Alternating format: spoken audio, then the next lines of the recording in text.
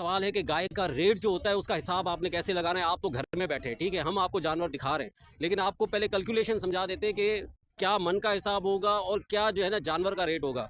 ये नहीं है कि आपको 1.5 लाख का जानवर चाहिए तो आप 5 मन का लेके जाओगे। 1.5 लाख का जानवर होगा तो उसका कितना वजन होगा, 2 लाख का जानवर होगा तो उसका क्या वजन होगा, और 10 लाख का जानवर होगा तो उसका क्या वजन होगा। तो ये हमारे पास एक व्यापारी भाई खड़े हैं, ठीक है, इनसे हम बात करते हैं। इनका जो इनका ठिकाना है इस मंडी में वो बिल्कुल ऑफिस के बराबर में, ठीक है। तो अब इनसे बात कर लेते हैं। अच्छा सर, ये हमें बताएं कि ये क्या रेट का हिसाब कैसे लगाते हैं, वजन के हिसाब से क्या होता है। भाई साहब, रेट का तो हिसाब वजन से ही लगता है। अगर एक बंदे के पास माल खड़ा हुआ है, 8 मन का बछड़ा खड़ा हुआ है और वो बंदा कहे कि 1.5 लाख में दे, तो इससे तो मुमकिन नहीं है।